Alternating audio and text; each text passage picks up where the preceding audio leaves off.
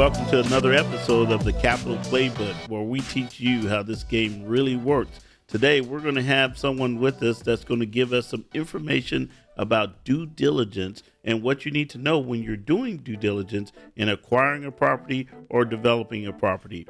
But before we get into our conversation today, we have that housekeeping that we have to do. Please make sure you like and you share and subscribe. That allows us to bring you good content because we can attract good guests onto our show. But today, again, we're going to talk about the due diligence process and why it's so important. And we have an expert with us, Mr. Joe Derhake. I'm sorry, I almost messed up your name. We went over it several times. Yeah, you got it right. With Partner Engineering. And Mr. Derhake is the founder of Partner Engineering. So we really get some good insight into the services they provide and why it is so important for real estate owners and investors. So welcome to our show, Joe. Thank you for having me, Charles. Yeah. So tell us a little bit about your background. I know you are obviously an engineer, but how did you start your professional career? Yeah, sure. I started in Dallas, Texas. Did you? Yeah. And I was an engineer, and I ended up kind of falling into a firm that did this. And I got put in the due diligence group. Okay. And I just kind of stuck with it, really. Mm-hmm. And I've done it now at 3 different firms, but got going on somewhat multidisciplinary. And I was originally split between the environmental side and more the building science side. Right. And really have kind of stuck with that. Oh, wow. So environmental science, as it relates to commercial real estate, has really evolved quite a bit. What are some of the biggest evolutions or changes in terms of awareness have you seen among owners and investors in commercial real estate as it relates to environmental? Sure. Well, a lot of what we do is dealing with issues where perhaps the ground or the building was polluted from a long time ago. Mm-hmm. And science has advanced a bit in the sense that we really understand how it can cause cancer, even at 1 in 10,000 chance of causing you cancer. But people are on, that's an unacceptable risk to most folks. Right. And so we do a good job of trying to make sure that the real estate people are investing in doesn't have pollution that would make people sick or even pollute the groundwater. Yeah. Well, that's certainly a risk to the investor. So tell us the typical engagement from you and your client. So a client is looking to buy or build, and then what causes them to engage with you? Are they forced to by the lender, or do they do it, or how does that generally work? Sure, that's a good question. So it is pretty sensitive to the capital. Let's talk about first the guy buying a building that's built. Yeah. And so they might get a phase 1 environmental site assessment, a property condition assessment, an Alta survey, and a zoning report. So we offer all 4 of those things in the bundle. And that's one of the advantages of working with us is we work really hard at being good at all 4 of those. Okay. But then, why are they ordering it? And they might not order all 4. Mm-hmm. And sometimes, you're right, they'd be forced to order by their lender, or their lender would order it. Mm-hmm. Other times, they're doing it just because it's a good decision in their own mind, or the nature of their capital will trigger certain things. If you're buying with institutional money, you're often, quite careful. Right. So now, why is that environmental survey or that phase 1 environmental so important to a lender? Right. Well, so the lender, they're going to make 4% or something, right? They lend money pretty cheap. Right. And so in the good state of the world, they make 4%. In the bad state of the world, they have to take it back. Mm-hmm. And they generally won't take back polluted property. Right. And so you don't really want to lend on something that you're unwilling to foreclose on. Right. Right. And so a big bank like a Wells or a Chase, they wouldn't be willing to take back a property that is polluted and is potentially making people sick, and so they won't. That's not suitable collateral for them. Okay, yeah. So basically, it allows them to measure their risk with regards to that asset. Right. Now, but have you seen instances where you've gone and done a phase 1 environmental, and then but that loan does get done? Sure, of course. Well, our phase 1's almost all. We try to be deal friendly, right? And so most of them get done. Right. Yeah. Okay. And 99% get done. But what happens is sometimes we find that, oh gosh, a long time ago there was a factory here and maybe there was some pollution. Mm-hmm. And then we say, okay, maybe we'll do a phase 2. Right. Now we come back and do soil borings. Now that's not common, right? But it happens. Mm-hmm. And then we find out if it's really contaminated. Right. The phase 1 is just a study. Mm-hmm. And then the phase 2, we find out if it's really there. Yeah. And then, of course, if it is polluted, it can still get done. But now you're going to spend a little bit more money on maybe lawyers or insurance or remediation. Or remediation. You could do a holdback. You tell the guy, look, I'll buy it, but you got to give me $1 million off. Mm-hmm. Yeah. And so sometimes deals can still get done. And tell you the truth, those are the issues that we're most passionate about, really. Mm-hmm. We're a little bit, our tagline is that we're engineers who understand your business. Right. And so we try to understand how to deal with this environmental risks that we found on a technical level, right, and make it so people can still make money on the deals they planned. Mm-hmm. Maybe there's a way to work around it, whether it be a holdback or insurance or an indemnity arrangement. Okay. Now, do you provide phase 2s as well? Yes. Okay. Yeah. So we do phase 2s and cleanups. Okay, so you'll do the remediation and create a remediation plan and all that good stuff. Yeah, we'll do that, yeah. Okay. And then of course, that's a real state-by-state type of thing. Mm-hmm. Texas and California are different in how they approach things, needless to say, really. Yeah. So you also mentioned the Alta survey. Mm-hmm. Now, there are different types of surveys, meets and bounds, Alta survey. Yeah. What are the difference between the two?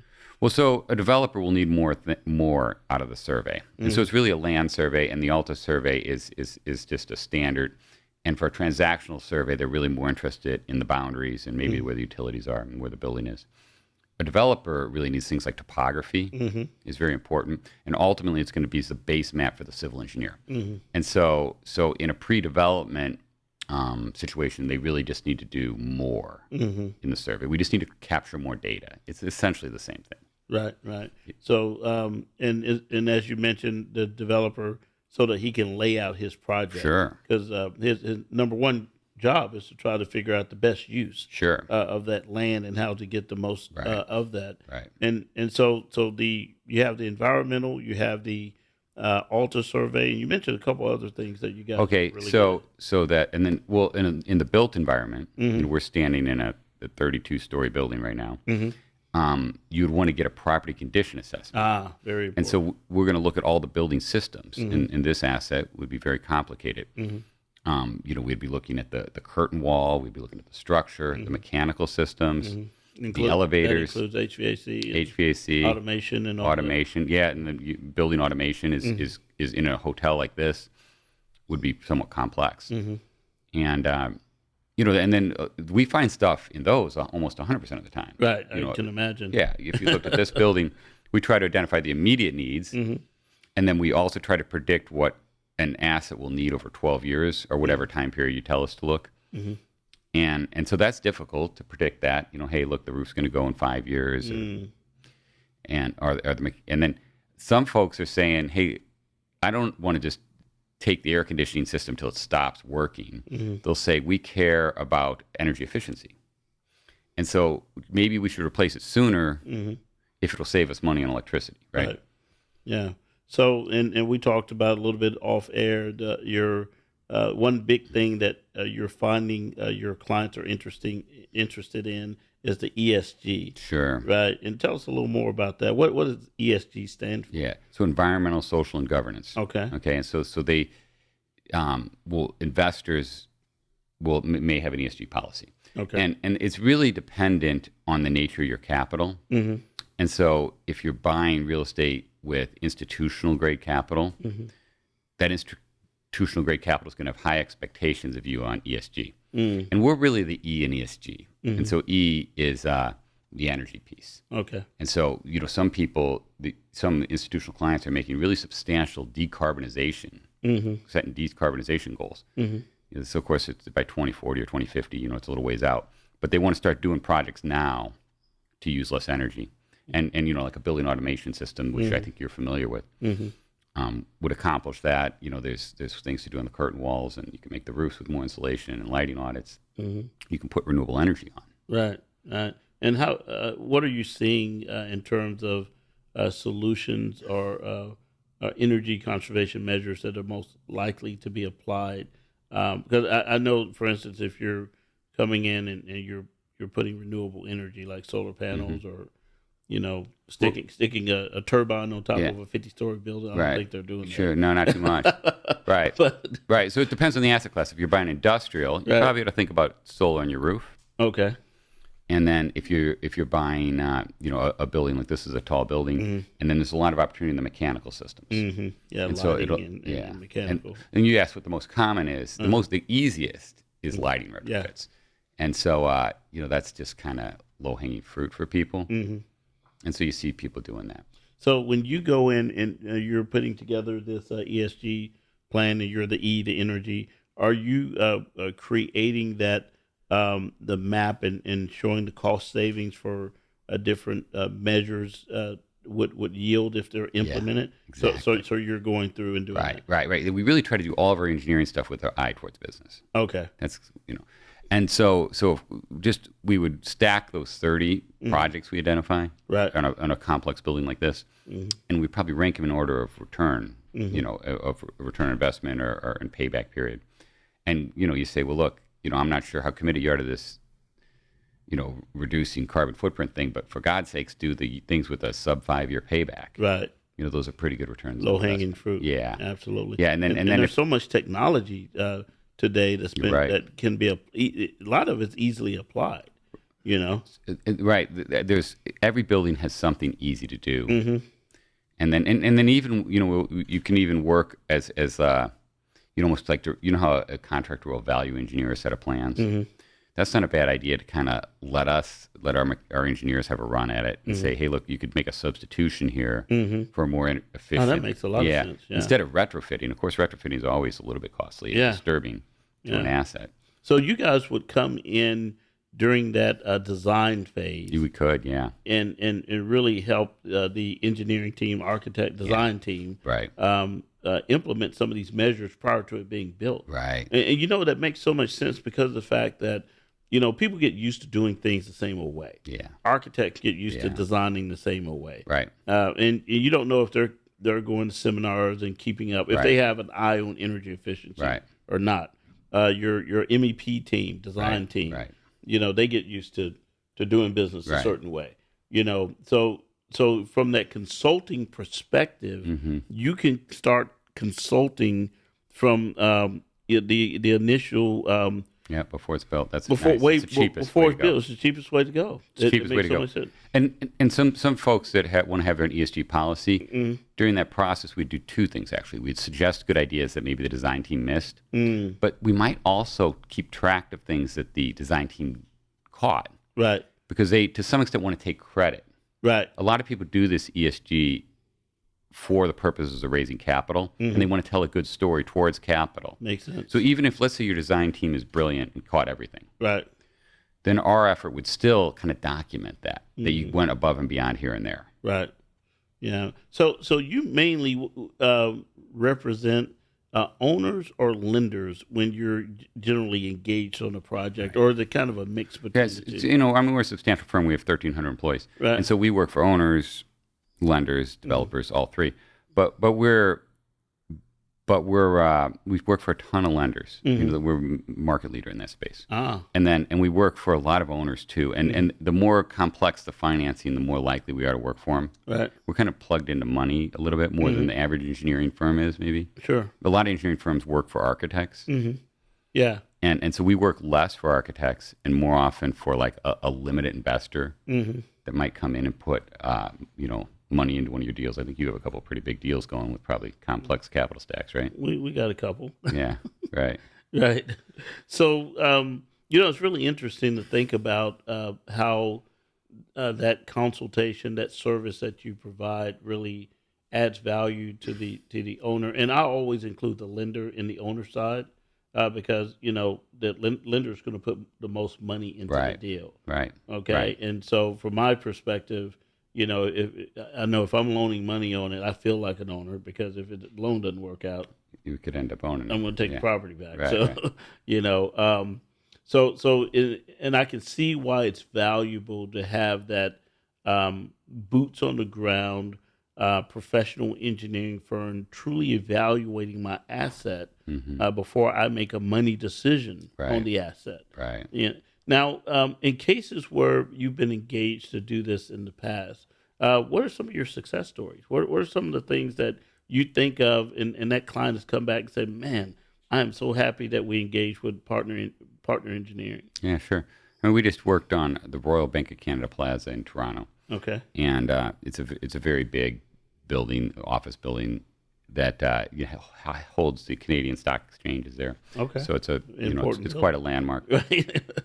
And we did a very complex property condition assessment where we really evaluated it. It's somewhat of an old building, and our client was able to get a $22 million discount on the purchase price based on our findings.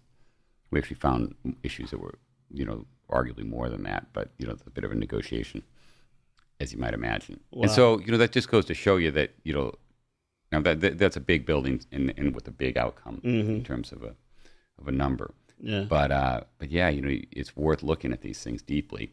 Now, that was a multidisciplinary practice. Mm-hmm. Like, no one person is smart enough to go figure everything out in a building like that. You have to send in a bit of a SWAT team. Right. We have a mechanical engineer, a structural engineer, the facade guy, the elevator guy, and all those guys can go in and really deeply understand a building like that one, or like the building we're in right now. Mm-hmm. Yeah. If you think about it on the basic level, nobody is going to go. Most people should not go and buy a used car without having a qualified mechanic check it out. Yeah. Right? Right. And so if you're buying a 30-year-old asset, right, you might want to have a professional come in and look at it. Right. And that's really where you guys come. That's really your niche.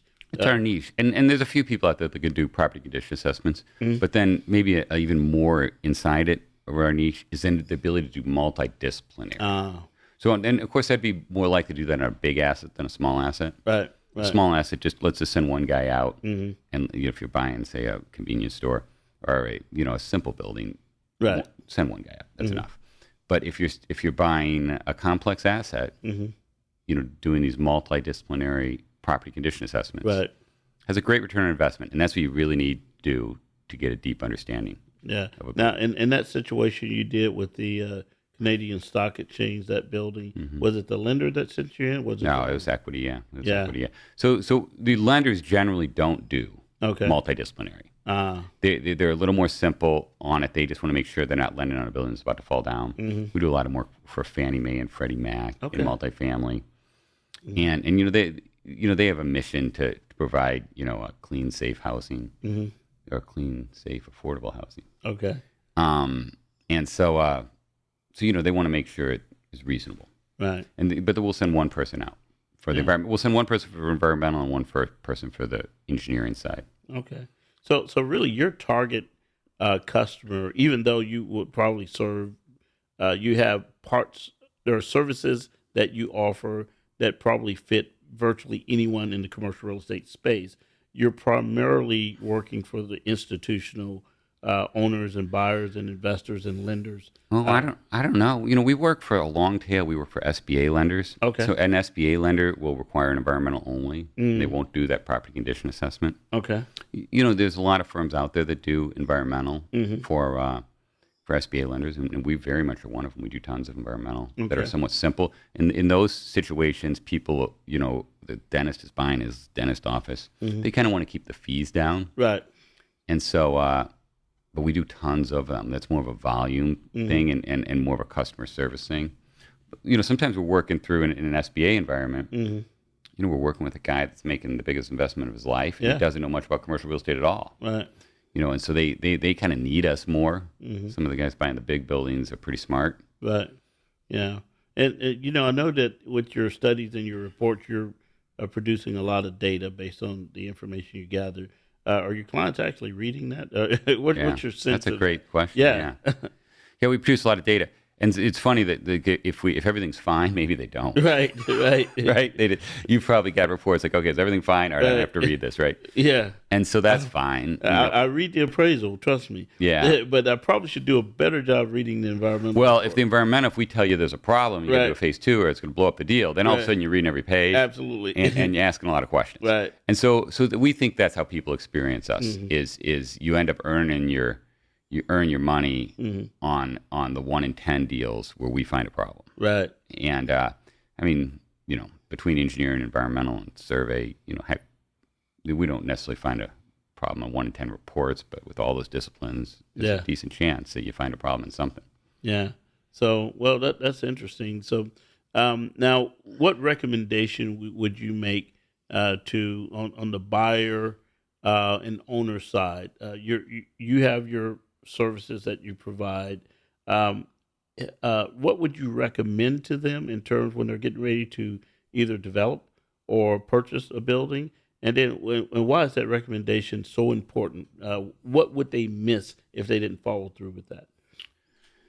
Yeah, so it might depend a little bit on what you're building and what you're buying. Okay. Because I would do less for small assets. Okay. I would do more for big assets. And so I really try to understand our client's business and where, how much risk they're taking. And, loan to value can matter for lenders, right? If you're writing a real loan to value, a real low loan to value deal, maybe you're not, studying it quite as much. Right. And so I think it's good to talk with a professional that is both a competent engineer and has an understanding of the business that they're in. Yeah. And I just think from if I'm buying an asset, especially if it's an asset that's 20, 25, 30 years old, it would make a lot of sense for me to engage someone to do that property assessment, to really help me understand what I'm buying. I go back to that, the used car thing. Sure. I'm not going to buy a used car without sending it to a mechanic. Now, some people do, but people who value their money generally don't. Right. And I certainly see a lot of value in doing that. And in terms of the mix of, one other question I was going to ask you, because we didn't really touch on this. Do you guys do construction surveillance for lenders? Sure. So, okay, yeah. So that's a big practice of ours. Is we do a lot of construction monitoring and funds control. So funds control is helpful too. Yeah. So what we really try to do is just make sure up front that the budget's right, and then we check out the contractor to make sure that the contractor doesn't have a whole bunch of problems going on a different site. And so then if those both pass, those are pre-close activities. Then during the loan, every time the guy sends in a draw, we'll go look at the property, just make sure. The guy will say, "Hey, look, the roof's 100% done." We get up there and we say, "Well, it kind of looks like 50% to me." Right. Well, next week it'll be 100%. Well, next week we'll pay your draw. Right, exactly. So invariably, if you don't have controls on draw packages, your money's going to get ahead of work. I've seen that. Yeah, right. And then the funds control, if you want us to be a little more controlling of the process, we can actually handle the disbursements, and we'll give the general contractor, instead of one check, we'll give him a stack of checks. And this one's for you, Mr. General Contractor. And here's your subs. As soon as we lien releases. and so that's a real tedious process, to do that. Understand. Right. And so we really can enforce quite a bit of discipline on a construction project. And we work a lot for lenders, but sometimes for owners too. I'm sure you do, because I know, well, like I said, we're a quasi lender owner. We, if we take property back, we have a deal that we're developing that we took back. And, of course we have a team to go in and redevelop it, but I can see where it makes sense to bring someone in to help with surveillance. Sure. Because, with our small team, we can only handle so many projects. Right. So, well, that's very interesting. Well, you've given me a lot of insight, and certainly our audience, I'm sure, has gathered a lot of insights into, how companies like yours add value. That construction surveillance, if you're a lender, doing the due diligence on the property to make sure that you know what you're buying. That's probably a little bit important. Yeah. And then the environmental things that may expose you to risk. That could have a large impact on your investment, on your asset, and then, of course, the energy. So you guys are multidisciplinary, aren't you? Multidisciplinary, yeah. Because real estate business, buildings are complicated. Yeah. Well, we are so thankful that you took the time to be on our show. It's been my pleasure to sit and meet with you. Yeah, thanks, Charles. And hopefully you guys, are you still in Dallas? I know you started in Dallas.